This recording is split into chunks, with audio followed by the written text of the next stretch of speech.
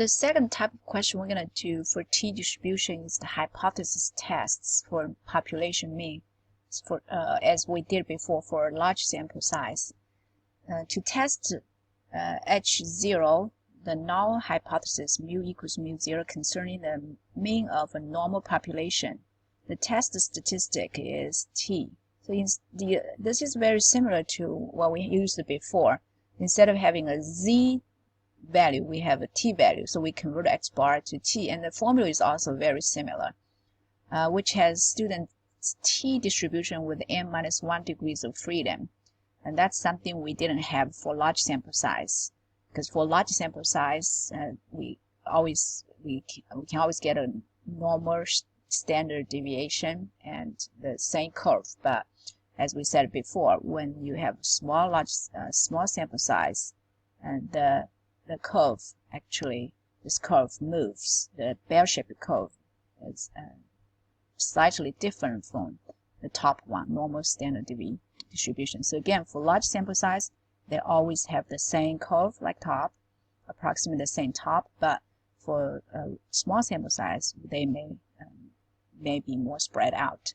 So now let's go back to the test, and this is also similar to what we did before. You may have one-sided case, mu is greater than mu 0 or less than or it's not equal to. So this is the rejection region when we reject H0. So now we can look at example. So this is example 4 on page 359. So suppose a city health department wishes to determine if the mean bacteria count per unit volume of water at a lake is within the safety level of 200. So a researcher collected 10 water samples. So the sample size is 10, which is small. So usually if it's less than 40, we will consider it as a small sample size. And so when you do the questions, the first thing you're going to look at is the sample size. Is that a large sample size or small sample size? If it's large, you're going to have to consider it as a normal standard deviation. But that's like a z distribution. But if it's small sample size, then you have to do t distribution. You're going to use different tables. So this is a t table for small sample size. This is the for large sample size. It's called z table. So now go back to the example. That's the sample collected. So in 1 unit volume of water, it contains. So they collected 10 samples, and the first one contains 175 bacteria, and the second one contains 190 bacteria, and so on.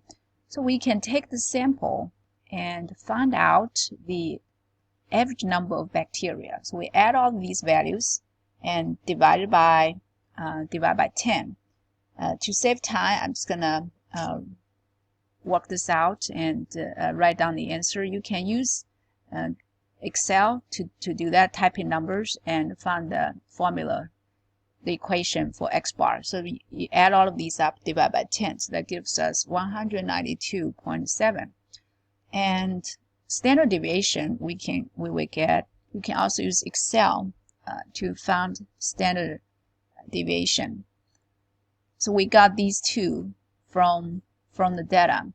So next thing we want to do, the question is the safety level is 200. So which means each unit of volume of water cannot have more than 200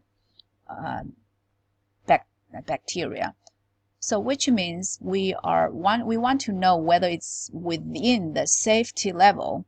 So that means our H0 is going to be equal to 200, and our H1 alternative hypothesis is going to be less than 200.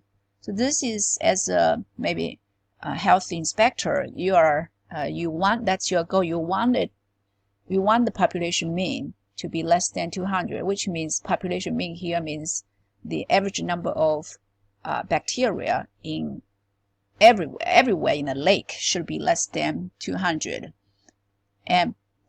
So we assume the opposite, mu is equal to 200, and try to see whether we're gonna get a contradiction or not. If we do get a contradiction, then H0, we reject H0 and support H1. If we cannot get a contradiction, we will support H0 and we cannot support H1. So they also give us, we test this with the alpha equals to 0.05.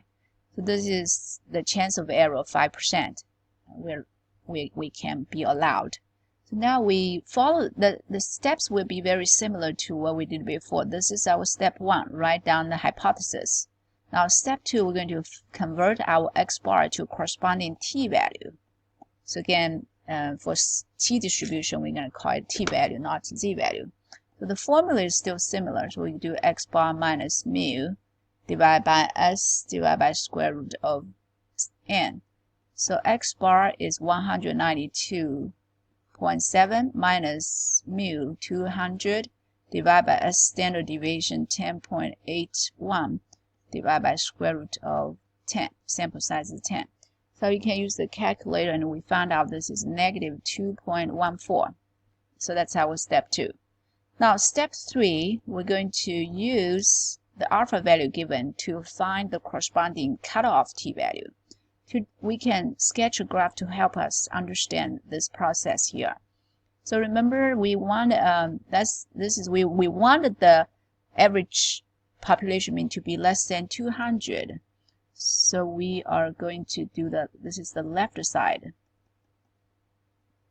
one side, and we want this to be 0.05. So alpha value is the probability or the area under the curve. We need to find out this t value here. What's this t value? We did this question before. So again, the table will only give us the right side area, but we can flip this to the right to find this, to make this area exactly the same as that 0.05. And then we can use the table.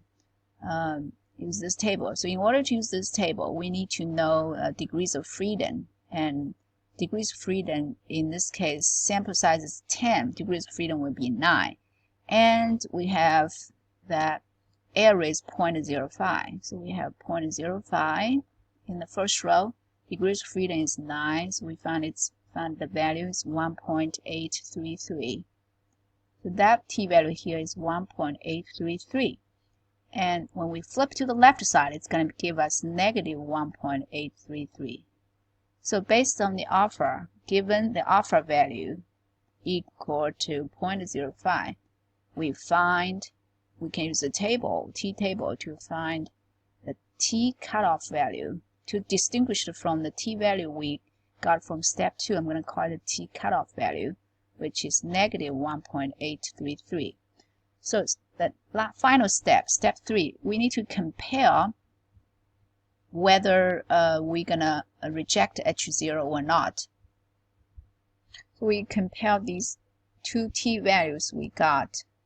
This t value corresponds to x bar, and the cutoff t value corresponds to the alpha. So we're gonna compare these two, see if the t value corresponding to x bar falls on this interval. So let's see, negative 1.833. Again, this is negative 1.833. What we have is negative 2.14. By comparing the numbers, we know negative 2.14 is going to be on the left side of negative 1.833. It's going to be somewhere on the left. So it does fall in this interval. So the final step, step 4, we're going to write down since negative 2.14 is smaller than negative 1.833. Graphically, you can see it falls, negative 2.14 falls in this interval, the shaded area, which means we're going to reject H0. If you reject H0, that means you can support H1. We support H1, which is mu less than 200. So based on the data we collected, and we are, because the error is 5%, which means we're 95% confident.